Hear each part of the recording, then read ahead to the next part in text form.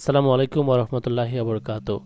কিছুদিন আগে এসআর আর্মিদের মধ্যে একজন আমার কাছে জানতে চেয়েছে কাদিয়ানি মুভমেন্ট বা গোলাম আহমেদ কাদিয়ানি সম্পর্কে।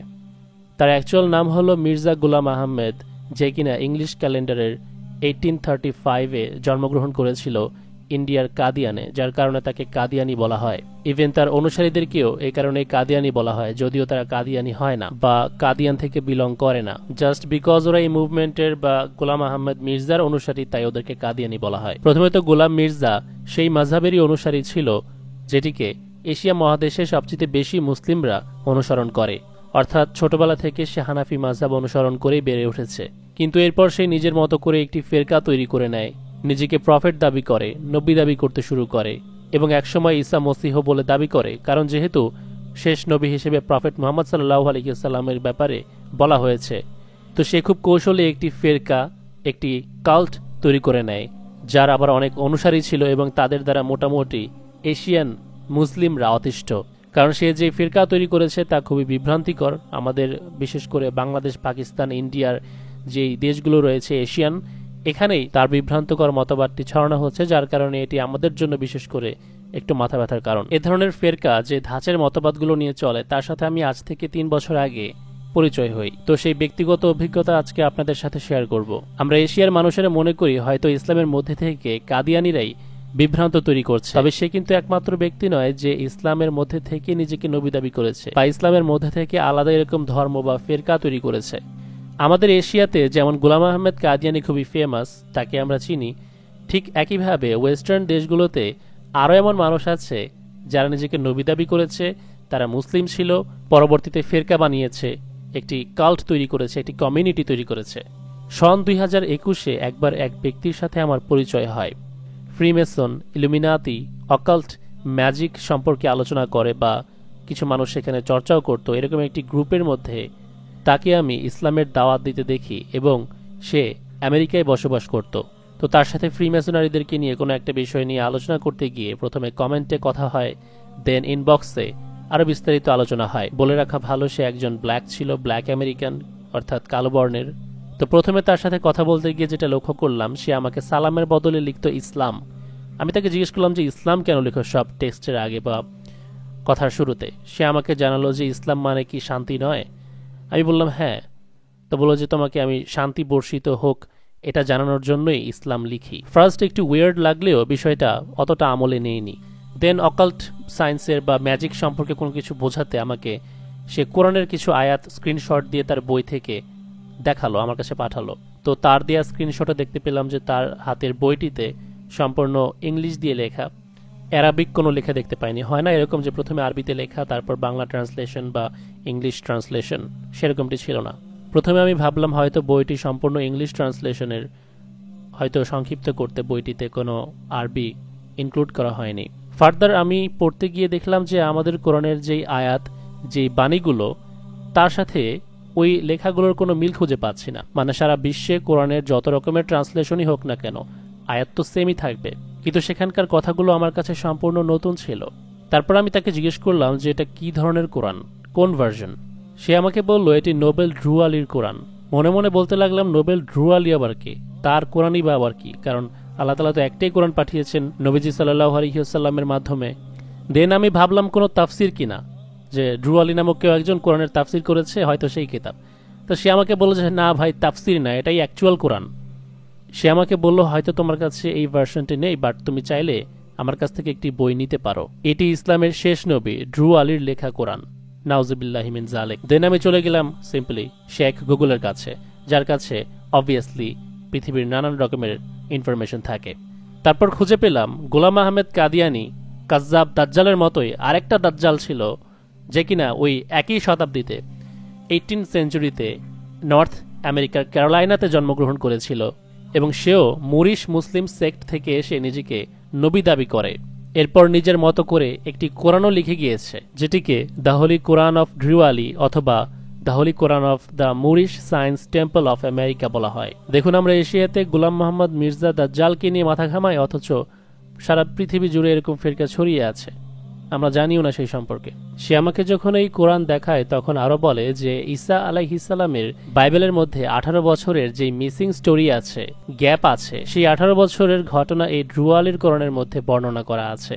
মিসিং 18 ইয়ার্স অফ ঈসা সে এখানে লিখেছে দেখুন। তারপর উপরে আরো লিখেছিল যে এটা তাদের যে এই কোরআন সেটা নাকি আমাদের হোলি কোরআন দ্বারা অনুমোদিত, তারা এটা বিশ্বাস করে। পাশাপাশি আদম আলাইহিসসালাম যে প্রথম মানব নয় যার মধ্যে আল্লাহ তাআলা রূহ ফুঁকে দিয়েছিলেন, সেটাও ওরা বিশ্বাস করে। সো এই টাইপের আকীদা ওদের মধ্যে আছে। আমি এরপর ডেভিল বা ইবলিশ নিয়ে তার কি আকীদা সে সম্পর্কে আলোচনা করতে শুরু করলাম।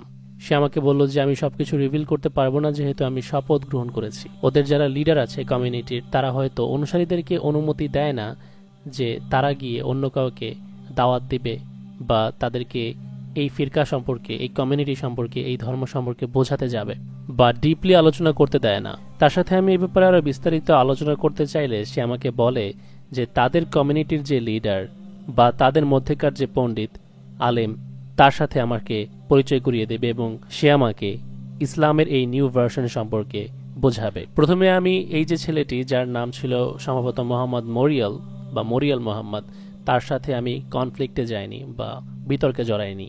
সে আমাকে এবং তার ওস্তাদকে একটি গ্রুপে অ্যাড করে, গ্রুপ চ্যাটে আমরা যুক্ত হই। দেন সেখানে কল করা হয়। তার ওস্তাদ সম্ভবত তখন ড্রাইভিং করছিলেন। সেই ব্যক্তি আমাকে প্রথমেই বলে যে রাসূলুল্লাহ সাল্লাল্লাহু আলাইহি ওয়াসাল্লামের যে কোরআন, আমাদের কোরআন যেটা, সেখানে আছে প্রতিটি গোত্রের কাছেই নবী পাঠানো হয়েছে। সূরা নাহলের 36 নম্বর আয়াত, যেখানে আল্লাহ তাআলা বলছেন, আমি প্রত্যেক উম্মতের মধ্যে রসুল প্রেরণ করেছি এই মর্মে যে তোমরা আল্লাহর ইবাদত করো এবং তাগুত থেকে নিরাপদ থাকো। সে আমাকে এই আয়াতের তাফসির করে বলল যে যেহেতু আল্লাহ তাআলা বলেছেন প্রতিটি নেশন, প্রতিটি গোত্রের কাছে তিনি রসুল পাঠিয়েছেন, তার মানে অবশ্যই আমেরিকাতেও পাঠিয়েছেন। তাহলে তুমি কেন বিশ্বাস করবে না যে ড্রু আলী একজন নবী ছিলেন? তো প্রথমে আমি তাকে সেদিকে নিয়ে গেলাম না যেখানে আমাদের নবী আলাইহিস সালামকে শেষ নবী বলা হয়েছে, খাতামুন নবীয়িন যেই ব্যাপারটি আছে। আমি ওনাকে বললাম যে আচ্ছা, আপনি আমাকে যে আয়াতটি পড়ে শোনালেন তা ঠিক কত বছর আগের? সে আমাকে বলল অবশ্যই 1400 বছর আগের। তারপর আমি ওনাকে জিজ্ঞেস করলাম, পবিত্র আল কোরআন সবসময় সবচেয়ে বেশি পাস্ট অথবা ফিউচার টেন্সে বর্ণনা করেছে বা বলা আছে আয়াতগুলো, কিন্তু এই আয়াতটি যেটি আপনি পড়লেন এটা ফিউচার নাকি past tense? Certainly we have Saint every nation A Messenger, অর্থাৎ আমি প্রত্যেক উম্মতের মধ্যেই রসুল প্রেরণ করেছি, কথাটি অবশ্যই পাস্ট টেন্সে বলা হচ্ছে, অর্থাৎ পূর্বে ঘটে গিয়েছে, পূর্বে তিনি পাঠিয়েছেন এমনটা এখানে বর্ণনা করা হচ্ছে, যখন না তো আমেরিকা ছিল না তো ড্রু আলী নামক কোনো ব্যক্তি। তিনি আমাকে প্রশ্ন করলেন যে তাহলে কি আপনি বলতে চাচ্ছেন যে আমেরিকার জন্য কোনো নবী আসেনি? আমি ওনাকে বললাম হ্যাঁ, আসতেই পারে, আল্লাহ তাআলা যেহেতু বলেছেন সেহেতু অবশ্যই আসবেন, কেন আসবেন না?